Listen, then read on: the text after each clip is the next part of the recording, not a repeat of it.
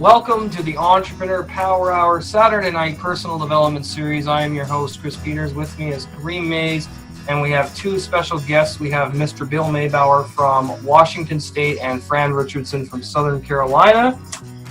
So tonight we are presenting Acres of Diamonds by Earl Nightingale, Part 5. And before we start, I just want to get everyone's takeaways from last week while I get this prepared. So, Kareem, what were your takeaways from last week, from Part 4? Well, funny enough, Part 4, what we were talking about, building a business and selling, is the whole idea of we became a brand. And we have to let people know what our services are and how we can deliver them to further the Entrepreneur Power Hour from just a mastermind to an actual product. Okay. Yeah, no, I feel really good about that too. I mean, it really opened my eyes to the possibility of when you believe in yourself and the things that you can accomplish and the roles that you can take on as you grow as a person with your definite chief aim and things like that. So let me just find this. Here we go. All right, we're going to start right now.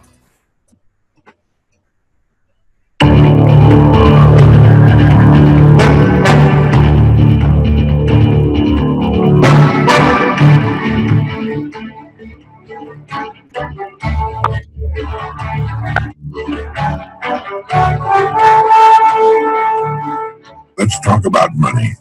Men and women have been concerned about money since the first coin was fashioned in Asia Minor about 700 BC. You might say that money is like good health, in that we're concerned about it to the extent that we don't have it. The purpose of this message is to get down to the basics, to clear the air surrounding the entire subject of money. And to do this, I'm going to have to get absolutely elementary. And while you may already know most of the things I'm going to say, I think it's important that we remind ourselves just exactly what money is, how much of it is enough, and how to earn the amount of money you need to live the way you want to live, now and in the important future years. To begin, let's get rid of the old myth, once and for all, that money is bad or unimportant. It is not bad, and it is important. It's vitally important. It's just as important as the food and clothes it buys, the shelter it affords, the education it provides, and the doctor's bills it pays. Money is important to any person living in a civilized society. To argue and split hairs to the effect that it's not as important as other things is absurd. Nothing will take the place of money in the area in which money works, and that's all there is to it. What is money? Money is the harvest of our production. Money is what we receive for our production and service as persons, and which we can then use to obtain the production and services of others. We can quite often accurately gauge the extent of our production and service by simply counting the amount of money we receive for it. You'll hear people say, money won't bring happiness. The earning and possession of money has brought a lot more happiness than has poverty. Money is a warm home and healthy children. It's birthday presents and a college education. It's a trip abroad and the means to help older people and the less fortunate. We're not saying that piling up a lot of wealth is important. What we're saying is that money is important because it's the only reward which is completely negotiable and can be used by everyone. Look at it this way. A diamond is more valuable than a lump of coal, yet that's exactly what a diamond was at one time. And just as a lump of coal can be transformed into one of the world's most valuable gems, a human being can vastly increase his or her own value to the world. Try to remember this formula. The amount of money we receive will always be in direct ratio to the demand for what we do, our ability to do it, and the difficulty of replacing us. A highly skilled human being is worth more money in our economy than a person who is not highly skilled and who can be easily replaced. Now, this is not to say that one person is any better than the other person or more important. Remember that in this message, we're only talking about money, nothing else. A janitor is just as important as a human being as a brain surgeon, but the amount of money they'll earn will be proportional to the demand for what they do, their ability to do what they do, and the difficulty of replacing them. A person can be trained to clean and maintain a building in a few weeks, and replacing the person is not difficult. A brain surgeon spent many years learning his profession, often at great personal sacrifice and at extremely high cost, and he cannot be easily replaced. As a result, the surgeon might earn as much money in an hour as a janitor might earn in a year. Now, these are extreme cases used to show the relation of income to demand, skill, and supply, and this is as it should be. This is why there are few limitations on a person within his or her company and industry. Their incomes will be in exact proportion to the demand for what they do, their ability to do what they do, and the difficulty of replacing them. That's why the whole idea of trying to get something for nothing is ridiculous and won't work. A top jockey will earn a great deal of money every year, which will represent about 10% of the winnings of the horses he rides. You might say riding a horse serves no useful purpose, but the demand is there, useful or not. It's the same with a star in show business. His or her income will very accurately reflect the demand for what he or she does. Now that's why preparation for life is so important. Luck has been defined, as we've mentioned, as what happens when preparedness meets opportunity. A great opportunity will only make the unprepared, the unqualified, appear ridiculous. For every one of us, opportunities are all around us. Our ability to see them will depend in large part on how well we've prepared ourselves. Now, how do you stack up in this regard? While this may sound elementary, you'd be amazed at the number of people who want more money but don't want to take the time and trouble to qualify for it. And until they qualify it, there's no way on earth for them to earn it. It's like the person who wants a good-looking figure but doesn't want to change eating habits. To 9/10 of the world's population, the average North American is already rich. There's a greater difference between the standard of living of most of the world's population and our average worker than there is between the standard enjoyed by our average worker and the richest person in our society. Our working people have just about everything the wealthiest have, only smaller. They have a home, car, often two of them, radio, TV, savings account, debts. They're just smaller. Their food is as good and just as plentiful. Their beds are just as comfortable. Their home is just as warm in the winter. They have exactly the same amount of time and just as much, maybe more freedom. Their life expectancy at birth is about 75 years. For the rest of the world, on the average, it's less than 60. With only a fraction of the world's population, we in the free world have half the world's total money income. We have more than 2/3 of all the automobiles on the planet. So in talking about money, let's understand that we're already rich as a people. Now, how much do you want? How much money do you need to live the way you want to live, to accomplish the goals you've established for yourself? Most people think they want more money than they really do, and settle for a lot less than they could earn if they went about it the right way. The world will pay you exactly what you bargained for, exactly what you earn, but not a penny more. You remember that old poem that goes, "I bargained with life for a penny, and life would pay no more"? Well, that's about it. We'll receive not what we idly wish for, but what we justly earn. Our rewards will always be in exact proportion to our service. If you don't like your income, you must devise ways and means of increasing your service. Your service must come out of you, your mind, your abilities, and your energy. A strong person cannot make a weak person strong, but a weak person can become strong on his or her own by following a specific course of action for a sufficient length of time. And a person who's already strong can become a lot stronger. It's the same with this business of money. People who refuse to do more than they're being paid for will seldom be paid for more than they're doing. You may have heard someone say, "Why should I knock myself out for the money I'm getting?" Now, it's this attitude which, more than anything else, keeps people at the bottom of the economic pile. They don't understand that only as we grow in value as persons will we receive the increased income we seek. If we try to stand still in our work, and millions do, we'll never know the rewards nor the joy of accomplishment and the personal satisfaction and peace of mind which come only to the person of unusual achievement. There are two distinct steps we must take. First, we must decide how much money we really want, the exact amount. Once this decision is made, the second step is to forget the money and concentrate on improving what we now do, until we've grown to the size that will fit and naturally earn the income we seek. Once we're fully qualified for the amount of money we decide to earn, we'll soon find ourselves earning it. And you'll also discover that with our new powers and abilities, it's not more difficult, perhaps even less difficult, than what we're now doing for the money we're now earning. Ask yourself, how much money am I perfectly willing to earn, realizing that the amount I earn will be an exact proportion of my skills, the demand for what I do, and the difficulty of replacing me. There are really three amounts of money people should decide upon. One, the yearly income we want to earn now or in the near future, the amount of money we want to have in a savings and or investment account, and the amount of money we want as a retirement income, whether we ever retire from active work or not. Now, it's here that most people make a very serious mistake. They never decide on any of these three amounts of money. If you will decide on these three amounts, and if you'll write them on a card to carry with you or put somewhere where you can review it from time to time, you'll automatically have placed yourself in that top 5% we were talking about. You'll have a plan for your future, a blueprint for future financial accomplishment. You'll know where you're going, and if you're serious about it, you'll most certainly get there.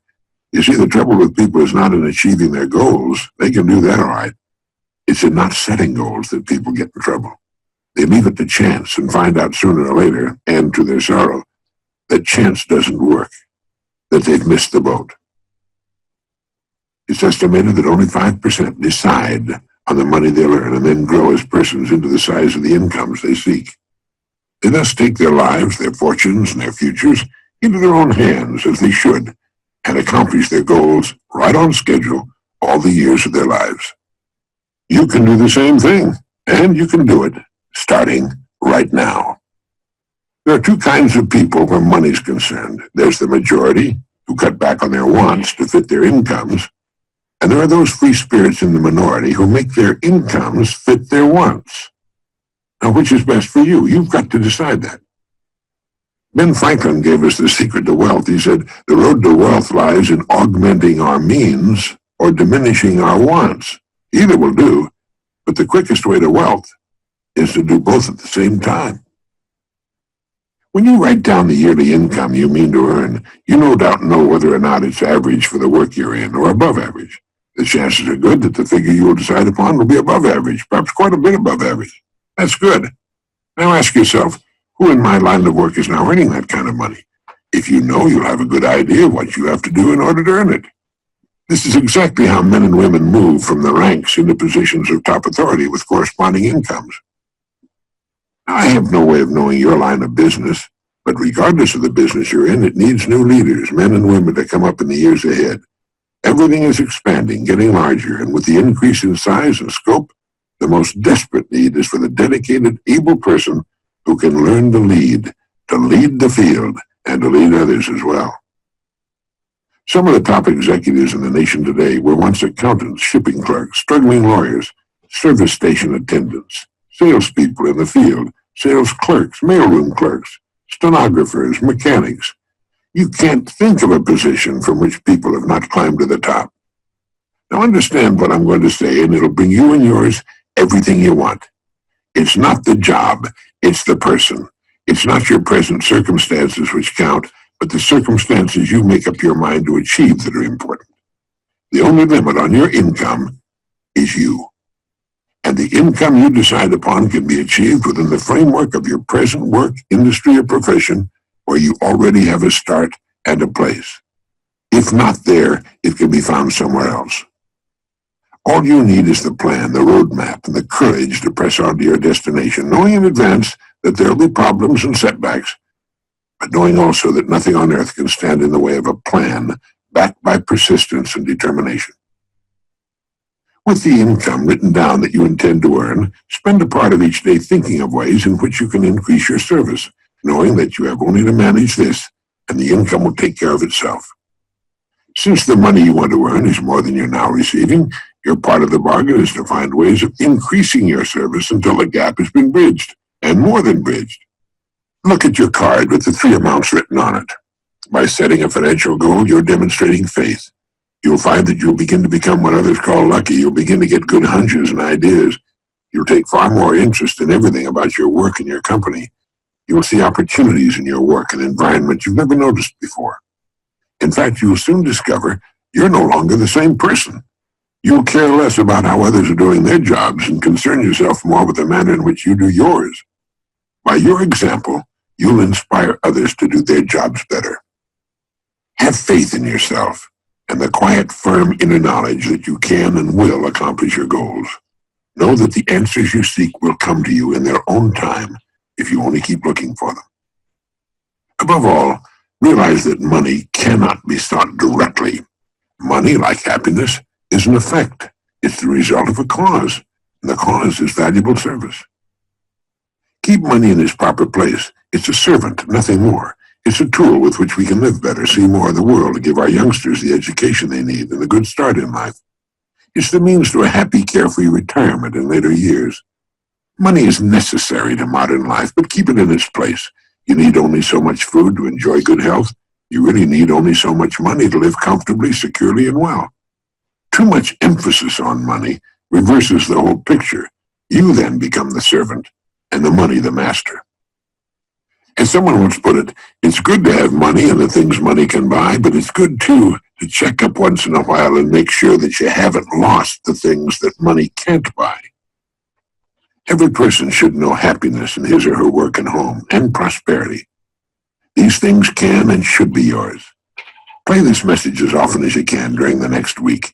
Fix your plans firmly in your mind and relax. Keep cool and calm.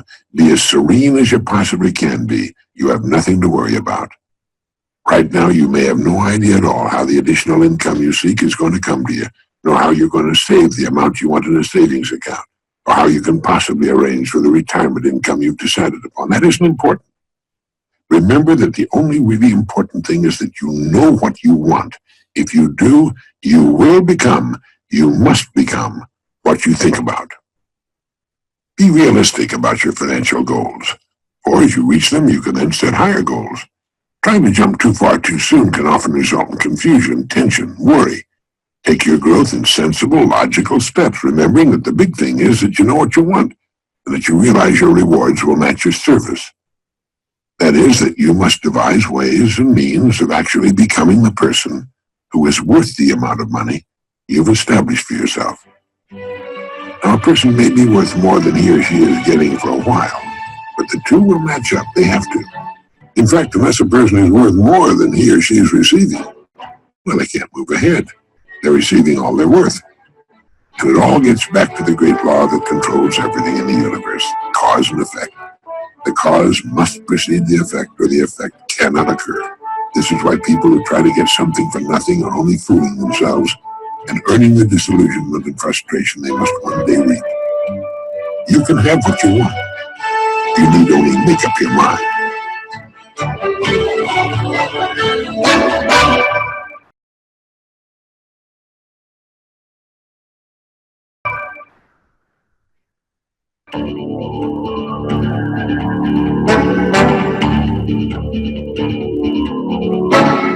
I'm sure you'll agree we acquire the skills of living successfully through knowledge.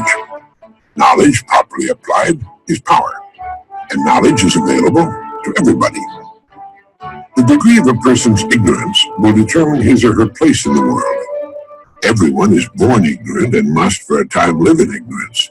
But remember this, anyone who remains ignorant has only himself or herself to blame.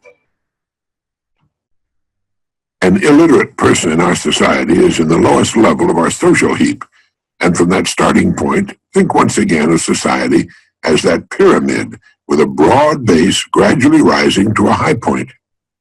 We know that the great majority of people are to be found in the bottom large layers of this pyramid. The higher you go, the smaller the layers. At the very peak of the pyramid, you'll find the world's most brilliant people. We may not have the native equipment to reach the topmost pinnacle, perhaps, although we certainly might. But we do control where we will live between the very top and the very bottom. We can most assuredly get into the top 5%, let's say the top 5 layers of the pyramid. And from here we can live well and successfully all the days of our lives. It isn't that we want to be over anyone, it's just having the ambition and good sense to not settle for anything less, to want to live the best we can. Remember, the higher you climb on the pyramid, the farther you can see, the fresher the air, and the less crowded it becomes. Another rewarding thing about climbing is that as we climb, we help most of those associated with us to climb too. One of the most important ladders leading to the top is knowledge. The more we know, the higher we can move. But where does a person begin? No one person can know everything. In fact, our store of knowledge is growing far too fast for anyone to keep up with it. It's like walking into the Library of Congress with its millions of volumes and trying to decide which single book to read first, knowing that even if you lived 1,000 years, you couldn't read them all. Well, fortunately, the answer to this perplexing problem is known. A person should begin with the study of his language, and then to his general area of interest. 2 steps in that order that can move us right up there on the top of the pyramid. First, the language, in our case, English. Not enough people realize that it's our ability to use our language which will determine our place on the social pyramid, and which will also control, to a great extent, the amount of money we will earn during our lives. A person may dress in the latest fashion and present a very attractive appearance, so far so good, but the minute he or she opens his or her mouth and begins to speak, he or she proclaims to the world his or her level on our pyramid. Shaw's play Pygmalion, later adapted into the musical comedy My Fair Lady, is an extreme example of what I'm talking about. Our use of the language is the one thing we cannot hide. Many years ago, the graduating class of a large university was given an examination in English vocabulary. The test scores were graded into groups of 5% each, the top 5% and so on to the bottom. At regular intervals during the next 20 years, questionnaires were sent to the surviving graduates, asking them their occupations, incomes, and so on. Without a single exception, those who scored highest on the vocabulary test were in the top income group, while those who scored lowest were in the lowest income group. Reader's Digest published an article by Blake Clark entitled "Words Can Work Wonders for You." In it, he wrote, "Tests of more than 350,000 persons from all walks of life show that more often than any other measurable characteristic, knowledge of the exact meanings of a large number of words accompanies outstanding success." End of quote. He also mentioned the work done in this field by scientist Johnson O'Connor and gave O'Connor's best illustration of the importance of vocabulary. Tests were given to executive and supervisory personnel in 39 large manufacturing plants. The results showed that every one of the men tested rated high in the basic aptitudes that go with leadership. Differences in their vocabulary ratings, however, were definite and dramatic. Presidents and vice presidents averaged 236 out of a possible 272 points. Managers averaged 168. Superintendents, 140. Foremen, 114. Floor bosses, 86. In virtually every case, vocabulary correlated with executive level and income. Children with the best vocabularies get the best grades in school. A salesman in his 50s who was in the bottom 5% in vocabulary worked himself into the top 45% and is now vice president of his firm. An encouraging fact to keep in mind, Clark went on to say, is that when we master one word, we find that we've added several others. It's as if the new one is a nucleus of thought around which whirl numerous related ideas that we now come to understand. Deliberately learning 10 new words, we pick up probably 90 more, almost without realizing it. You see, understanding our language is the key to studying and learning everything else. Literally millions of people are being held back in life simply because they've never taken the time to learn their own language. Let's face it, from the earliest times, the favored class of people has always been the educated class. They can make themselves recognized instantly anywhere by the simple expedient of speaking a few words. Our language, more than anything else, determines the extent of our knowledge. You see, everything in all the vast storehouse of knowledge has a name, a label. These names, these words make up the language. The more words we know and can properly use, the more knowledge we have. Of this you can be sure. A person's knowledge and his language go together. It's almost impossible for one to be larger than the other. Before we move to the second point, which is knowledge in your field of general interest, make it a point to acquire books that will help you improve your vocabulary. You'll find them valuable additions to your library and an enormous help in your career. In addition to vocabulary, Effective English usage is important. This entails learning the parts of speech, what they mean, how they should be used to construct sentences. This too is a reflection of your present knowledge. Right now, mentally rate yourself on your use of the language. Would you say your rating would be excellent, good, fair, or poor? If you rated yourself excellent, you're in the top 1/10 of 1% of the population. If you said good, you're definitely in the top 5%. If you rated yourself fair, get a good book on English at your bookstore and study it. And if you rated yourself as poor, take a home study or night course in English. Many excellent courses are available. Impress on your youngsters the importance of knowing their language, the importance of speech. More people speak English now than any other language on the planet, with the possible exception of Chinese. English literature, from Chaucer to Eliot, from Shakespeare to Hemingway, is the richest and most extensive on earth. So when you're studying English, you're studying one of the world's greatest and most interesting subjects. If you think you don't have time to study, listen to what Louis Shores has to say about this. He said, each of us must find his own 15-minute period each day for reading. It's better if it's regular. The only requirement is the will to read. With it, you can find 15 minutes no matter how busy the day. That means you'll read half a book a week, 2 books a month, 20 a year, and 1,000 in a reading lifetime. It's an easy way to become well-read, and it takes just 15 minutes a day. Now let's get to our second area of study, our general interest. Everyone has something in which he or she is interested more than in other subjects. This is true of the salesperson, doctor, architect, executive, or student. Reading in this area is for profit, and we should read for pleasure as well. Once we have a regular program going along to improve our knowledge of our language, we should begin a systematic study of the field which interests us most and which will help us reach our goal just that much sooner. I received a letter from one of my radio listeners, a woman, saying it was her ambition to write poetry. There was a telephone number on her letter, so I called her. I asked her how long she'd been studying poetry and what kind of a collection of published poetry she had. She told me she didn't have a single book on poetry and had never read it as a study. I mention this because it's so often the case. People will say they want to do a particular thing, but a bit of questioning quickly reveals that it's a whim, not a real and important goal. If we're interested in boating, we subscribe to boating magazines and usually have a collection of books on boating, Stories of the Sea, a collection of the works of Conrad, and we usually know, down to the bilge pumps and mooring lines, exactly the kind of boat we want. I know because I have such a collection.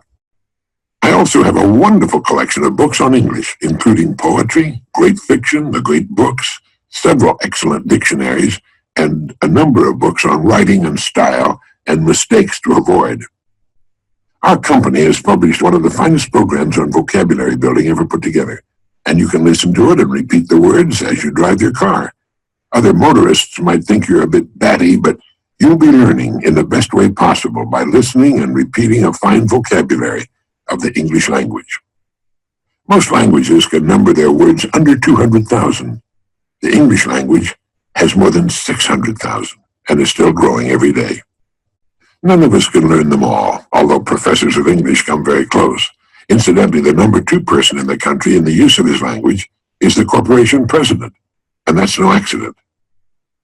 Our ability to translate our thoughts and ideas into words in a powerful and effective way is inextricably linked to our growth in the world of business or any other organization. In addition to English, each of us should have a good working knowledge of world history, and especially the history of our own country and the history of the idea of human freedom. Millions of Americans don't know how truly fortunate they are to be able to openly criticize their government and its leaders, to be able to bring suit against public officials, to call an attorney of their choice in case of arrest and be judged by a jury of their peers. Did you know that as far as is known, there has never been a sentence of innocent in the Soviet court? If you go to trial in Russia, believe me, you're guilty, and you're going to prison or a work camp. In hundreds of countries, you could be subjected to torture without recourse. My wife and I were talking to a couple in South Africa some years ago, a white couple, and they said to us with feeling, My God, when the plane lands in the United States, you can smell the freedom. Most Americans, believe it or not, don't know anything about the idea of personal liberty, nor how difficult it was to come by, nor how precious it is, nor do they have the foggiest notion of their true options and opportunities. I think a good personal library is essential. It should contain good books and a dozen or so excellent tape cassette programs. The tape cassette is the greatest idea for learning since the invention of the printing press. It's effortless, yet so effective. When you listen to the human voice, you're learning the way you learned most of what you know. It's the most natural way to learn. And while a book is often read only once, tape cassettes can be listened to over and over again, months and years later. And perhaps most importantly, they can be listened to while doing other things, while dressing in the morning, while driving the car, while having a snack or at the dinner table so that the entire family can soak up some information. Those without a good library, and they don't even build bookshelves in American homes anymore, unless they're specified by an architect, they're seriously handicapped. They miss so much of the fun, the joy of learning the things we want to learn. Books and cassettes are not an expense item. They're an investment, and as far as we know, the best investment on earth. They pay us dividends out of all proportion to their small cost, and not just in pleasure and knowledge, but in cash, in income. As someone has written, books extend our narrow present back into the limitless past.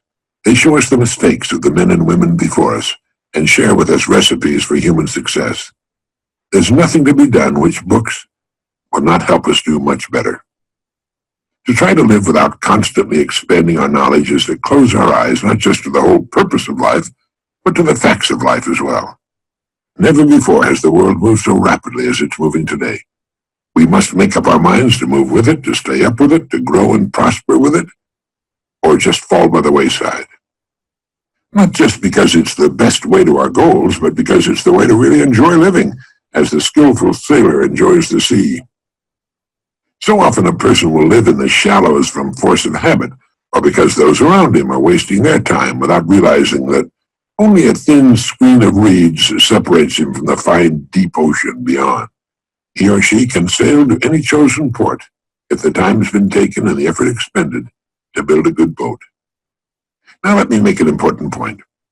The person who knows where he or she is going and who's made up his or her mind to get there is going to make the grade regardless of education. If an education is necessary to the accomplishment of the goal, well, he or she will get it. Nothing in the world can take the place of persistence and determination.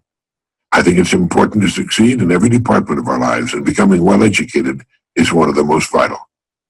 What good is a large material success if a person has remained too ignorant to enjoy it or to administer it? Now let's recap. Knowledge is power. The more our knowledge, the more power we can exercise over our lives and our futures. Think of human society as a pyramid composed of layers beginning with the broad base and narrowing to a pinnacle at the top. Pick the place on the pyramid you're going to shoot for and start climbing. Since there's far too much knowledge for any one person to assimilate, where can we start? First, with our language, and next, with our general area of interest. Two subjects which can keep us growing and interested for the rest of our lives. Remember that our language is the one thing we cannot hide except by silence. Let's bring it up to the point where it can do the job for us we want it to do. To a surprising extent, our ability to use our language and the extent of our vocabulary will determine our income and our future. Use our excellent programs in vocabulary building and spend at least 15 minutes every day reading something, not only interesting, but calculated to stretch your mind a little more. Remember that a mind stretched by a new idea can never again return to its original dimensions. It's estimated that the average person adds only 5 new words a year to his or her vocabulary.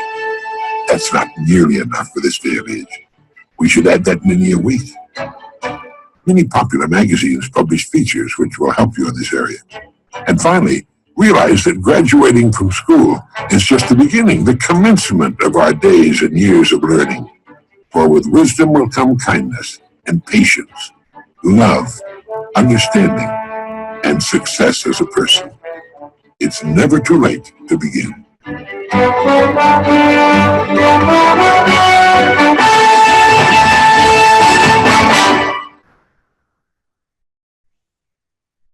Still alive?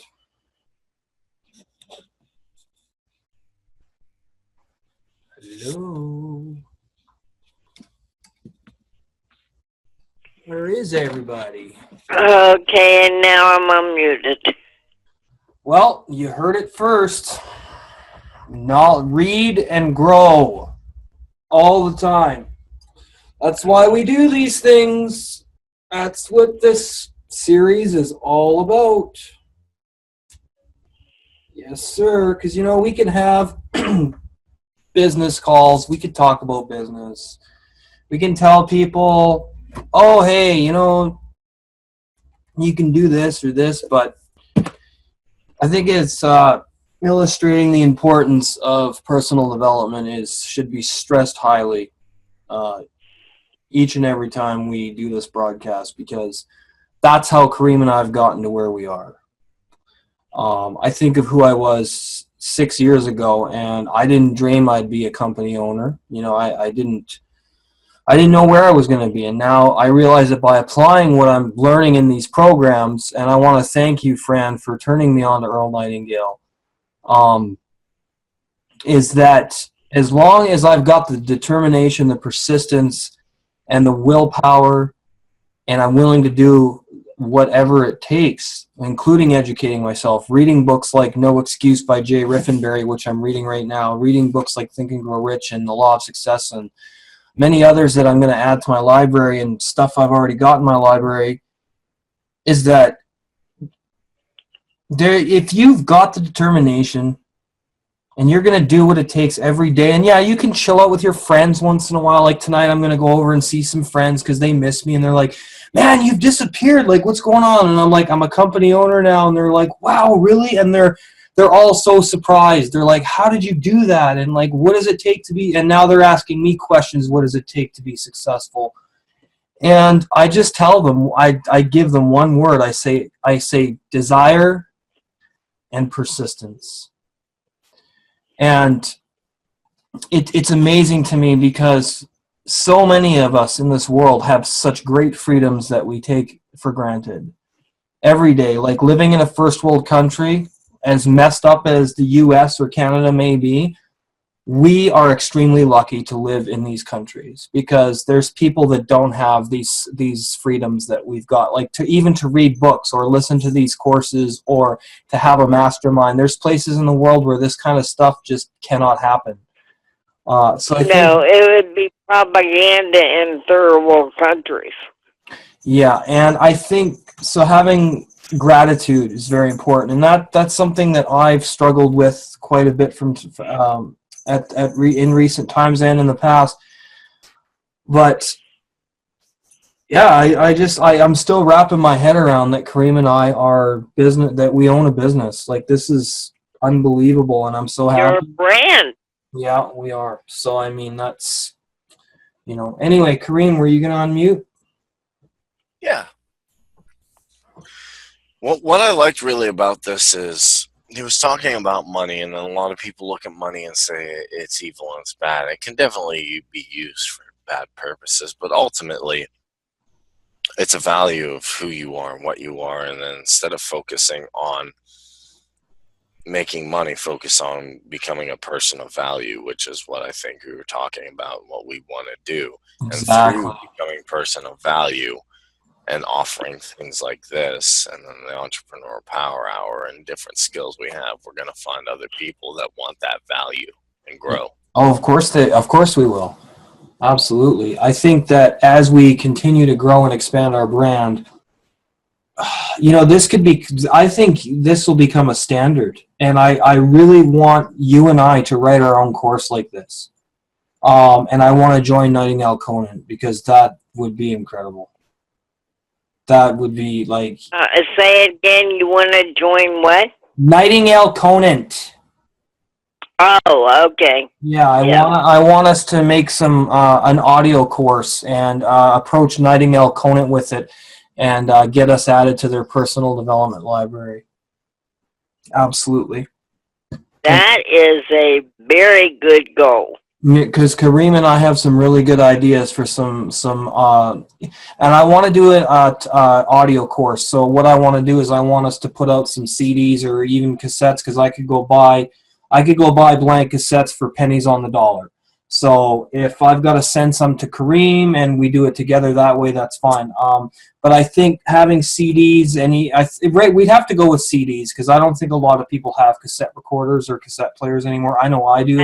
No, those are obsolete. But CDs would be a good idea, Kareem. We should put together a course and release it on CDs. Well, not only that, but CDs you can mail for pennies. That's true, because they're so light. Yeah. Because of the weight. Yep, absolutely. And what I took away from this is you have to increase your service. And that's why Kareem and I are dedicated to providing the highest quality of service for what we're offering, because we know that as we do that and as we get testimonials from people who have received our services, that's going to bring more clients. And so this is about much more than the financial compensation. This is about making a difference. And that's what success really is. Yeah, you got the money, you can get a car, you can get a house, you can travel, and I do want to travel, but I'm pretty frugal. You know, yeah, I've got some nice things, but I don't need a $6 million house. I don't need 5 Bentleys in my driveway. I don't need, the things like Ty Lopez has and stuff. I think that's just, there's a certain level of humility that I think should be attributed to success and should be part of success. And all those people, I mean, he can spend money on whatever he wants. Hey, I'm not attacking the guy, and I hope to get him on our show at some point, because I think Ty's system would be very beneficial for people to hear on the Power Hour, and I do want to get Ty Lopez on here at some point. But I guess some people are more materialistic than others, and that's totally fine. But however, I think that with his 56-room house, he should be housing people that are less fortunate. I know that if I had a house that big, that's what I'd be. You took the thought right in my brain here. That's exactly what I would be doing if I had property like that. Now, granted, I would definitely screen the people and make sure they're not criminals and going to rip off everything I own. Of course, I'd only give them access to certain parts of my property until I knew them better and whatever. But that's what you do with wealth. That's exactly what you're supposed to do with wealth, is share it. Now, I'm not saying you got to give everybody handouts and all that kind of stuff, because, you got to create motivation in people, and people have to be motivated to own their life and to change things. Yes, but nobody should be homeless. No human nor animal should be homeless. That is the basic necessity of healthy living, is food and shelter and water and sleep. So, when I get wealthy like that, if I ever get property like that, that's what I'll be doing with it. So, now not everyone's like that, and that's fine. But from what I've learned through this journey for the last 6 years, through Think and Grow Rich and the Law of Success and Bob Proctor and Earl Nightingale and Joe Vitale, Jack Canfield, I can keep naming people, is that if you don't share your abundance, the universe will take it from you. And that is 100%. Yes, it will. Yes, it will. Absolutely, because you're not balancing the scale.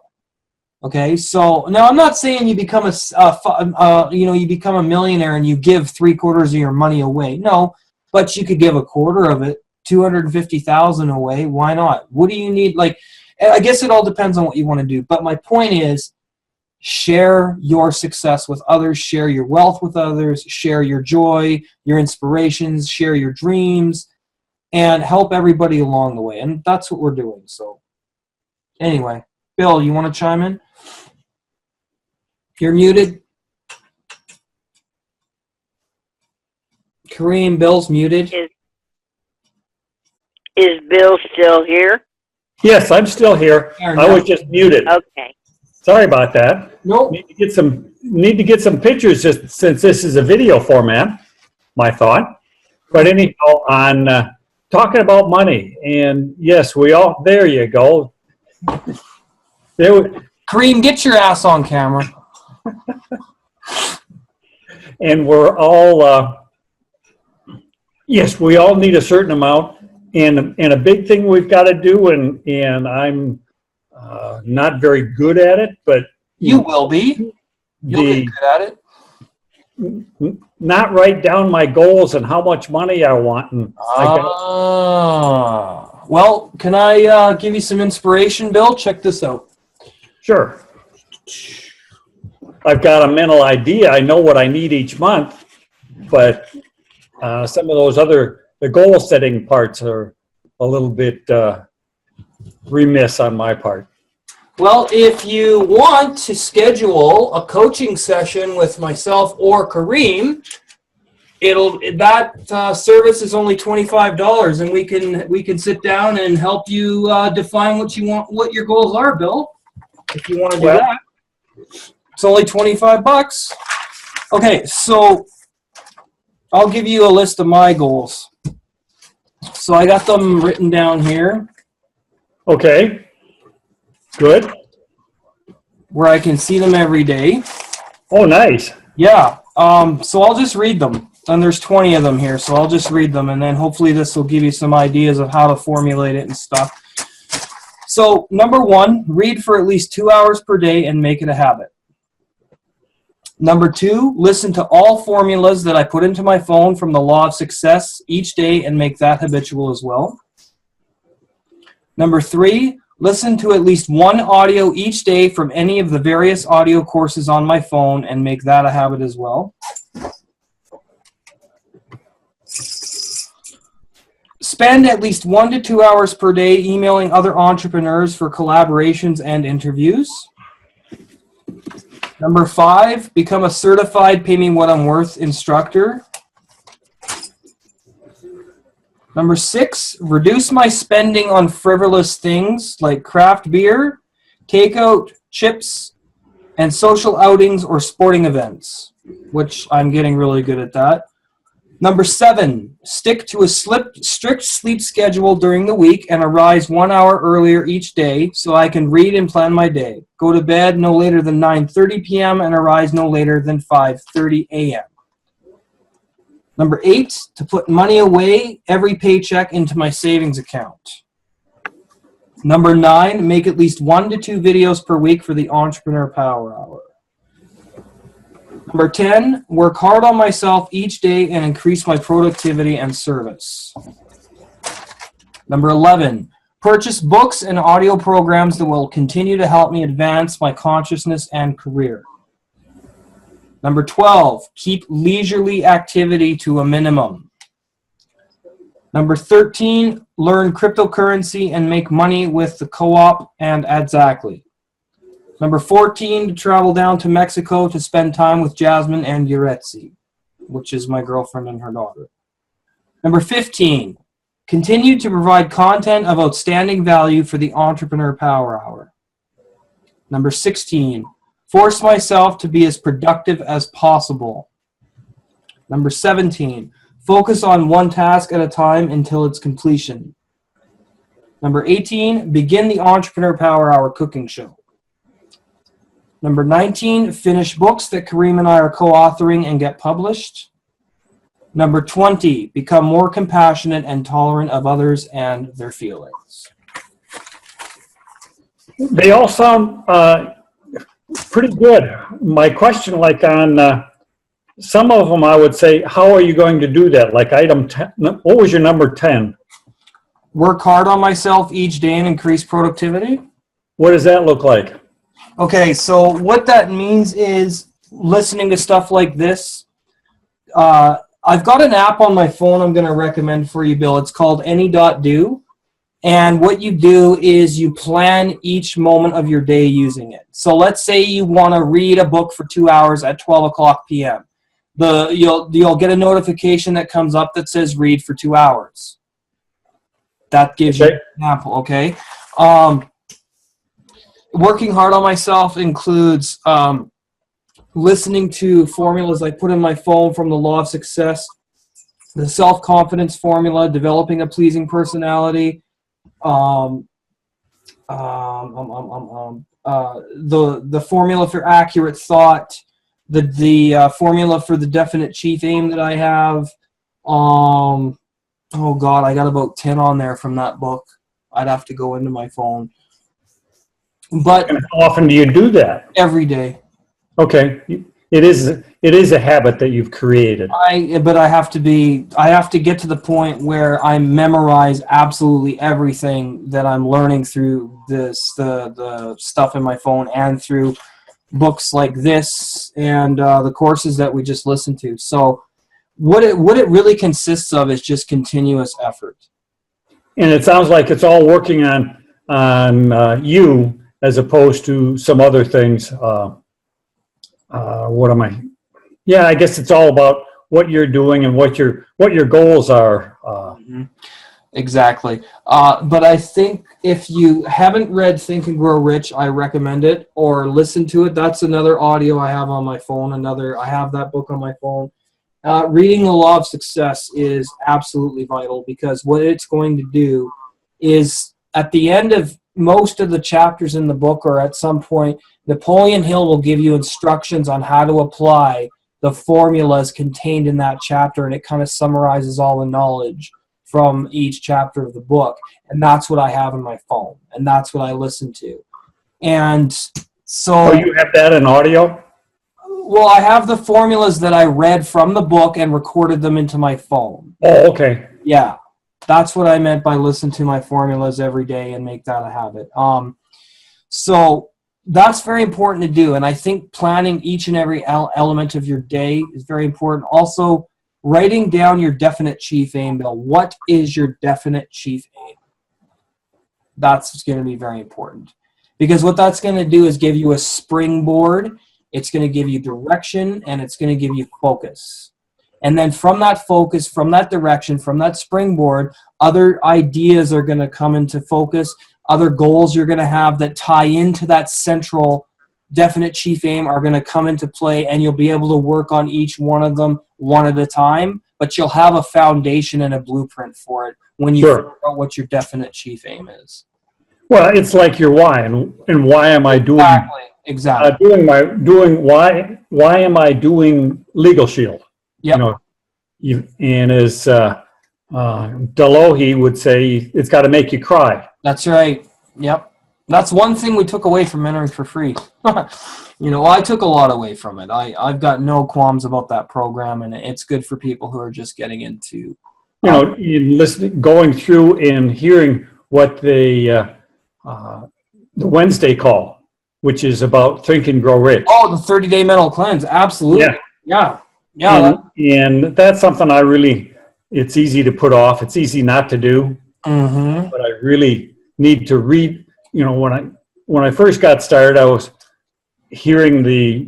trying to do it more mechanically of exactly what did I hear. But as I listened to it for a few times around, people would not say exactly what Napoleon Hill was, but how they would react to it. Absolutely. And there's good news. I'm going to go through Think and Grow Rich in our Saturday night personal development, so don't worry, we've got that covered. That's definitely a book we're covering and a course we're covering. Absolutely. I'm creating one for it, so don't worry. Okay. Yep. And there's 15 chapters to go through, so it's going to be a 3.5-month course I'm going to put together for us. Okay. Yep. Good. Yes, sir. But I might start listening to that. Go ahead. I can send it to you through. What I'll do is if it's, how big is it? Because I could send it to you through WeTransfer if you don't got it. How big is it? Oh, it's only 500 megs. Give me your email. I'll send it to you right now, Bill, if you want it. Yeah, send it to, it's real easy. I am billmaybauer@gmail.com. Okay, just let me get my email up here, or I have to go to WeTransfer. Does anybody else not have a copy of this? Fran, do you have a copy of Think and Grow Rich audio? Yes, I do. Okay. How do you spell your last name, Bill? It's right up on the screen, or can't you? Yeah. M-A-I. M-A. I. Wait.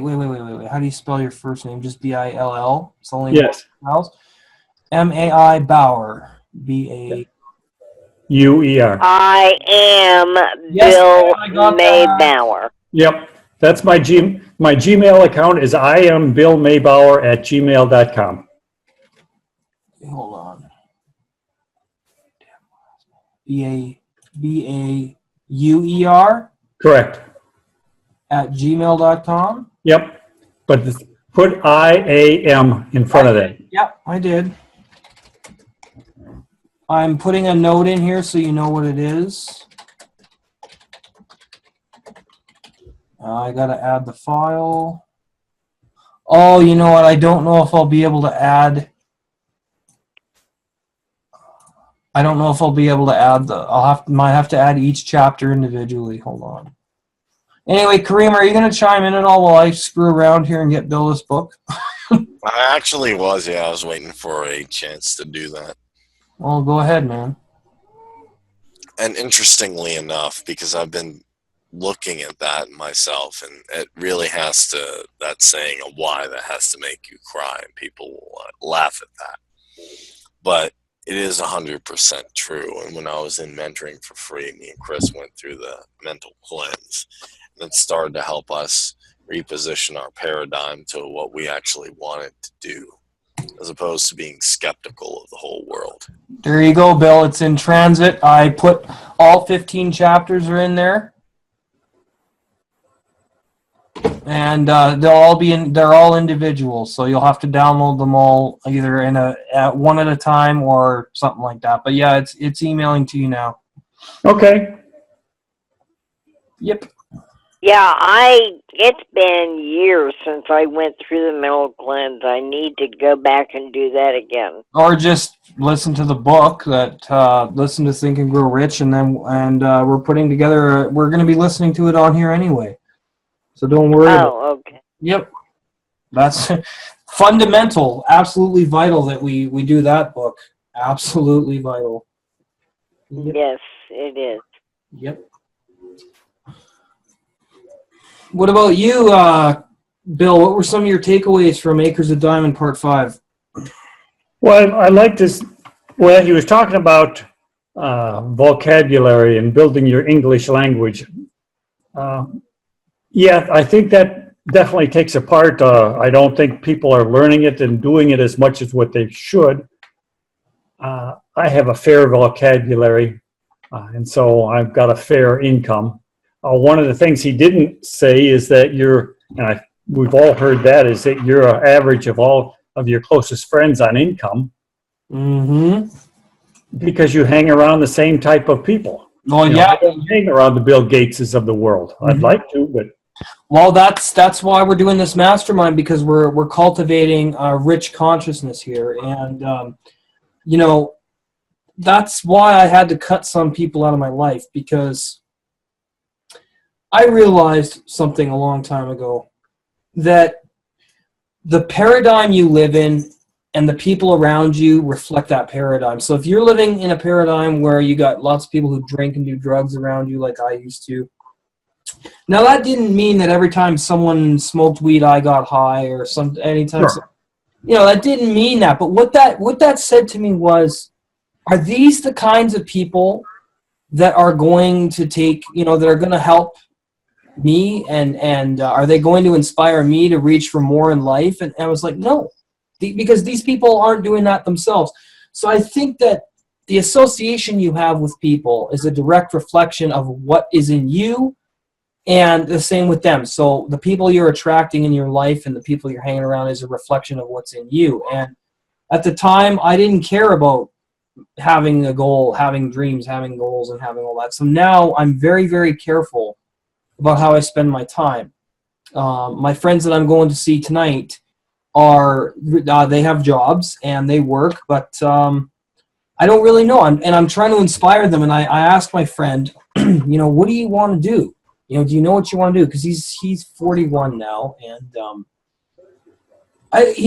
we were talking about the law of attraction and stuff like that, and he's pretty open to this kind of stuff. And He's like, but how do you apply that? How would I even get started on learning that and learning about me and what I'm really capable of? And I started recommending books to him. So hopefully he's open to information and stuff that I can share with him that will help him. So, I mean, that's all you can do, So that's all you can do. You can lead a human to the library, but you can't make them think. Read. That's right. I think the word you're looking for was read there, Fran. No, you can lead them to read, but you can't make them think. Okay, that works. Yep, I completely agree. I think that and that's the thing, as you learn, as you grow, as you develop, those types of people will start coming into your life. People that are determined, people that are ambitious, people that are motivated.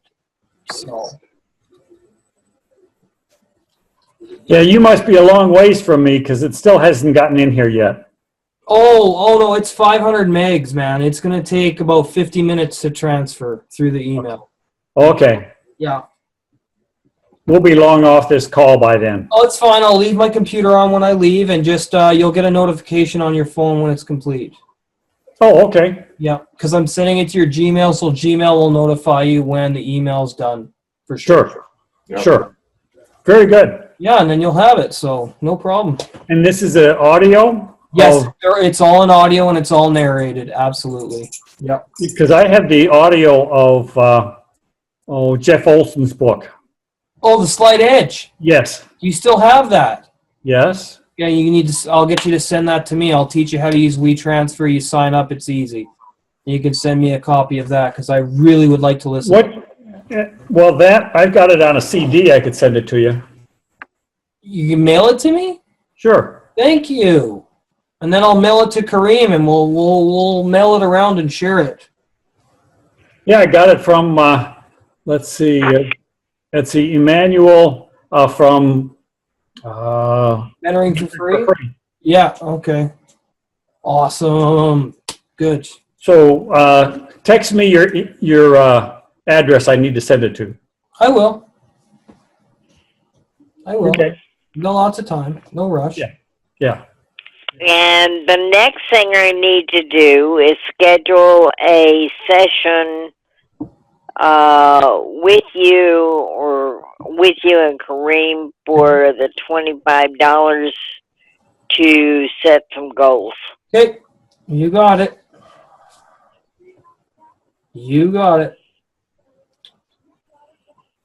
Okay. Awesome. Does anybody, my takeaways, well, I gave my takeaways. What about you, Kareem? From tonight? We kind of heard, do you have any more you want to share? Yeah, definitely. Well, one thing I like is that we're all sharing our personal development experiences. And through doing that, maybe there's a little bit of knowledge I don't have, or there's something I need to learn or look over. Because even as we said, we're doing mentoring and coaching, I don't know everything. But when I can acknowledge that, and then I can learn what Bill's going to send, and I can get what Fran's going to send, and I can look at different courses, then I can become a better overall human being, which will allow me to become a better overall coach or mentor and help more people through this medium. Absolutely. That's my takeaway. Yep. The more we serve, the more we're worth. So awesome. Well, we're going to say goodnight to everybody. This is Chris Peters and Kareem Mays with the Entrepreneur Power Hour Saturday night personal development series. And join us next Saturday. It'll be March the 11th for the conclusion of Acres of Diamonds, Part 6 by Mr. Earl Nightingale. And we'll see you guys later.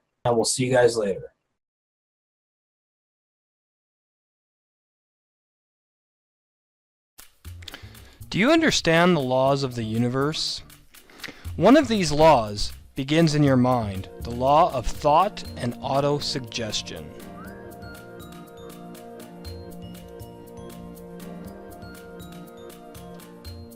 Now, the subconscious mind transmits your thoughts that have been emotionalized to infinite intelligence, and it makes no bias understanding of whether or not your thoughts are positive or negative.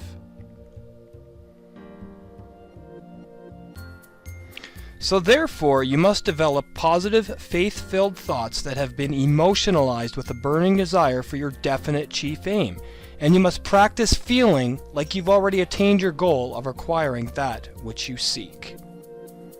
So, how do you accomplish this? Well, first of all, you have to believe the idea that anything you want is possible for you. If you believe that you can achieve anything you desire, then you are doomed before you start. So tonight, let us assist you in changing that disbelief in yourself into a full, doubtless belief in your talents and abilities.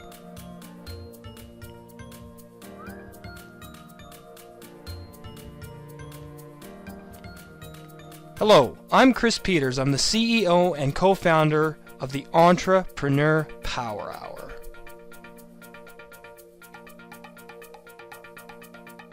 Saturday night personal development series.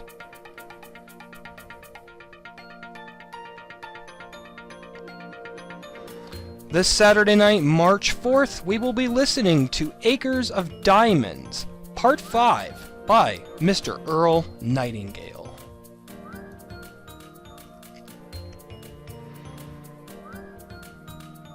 So, join us at 9 p.m. Eastern Time, 8 p.m. Central, and 6 p.m. Pacific Time.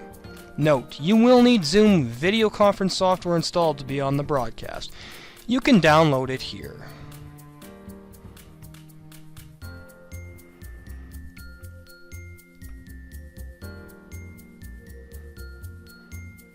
You can also dial in by phone using the numbers provided.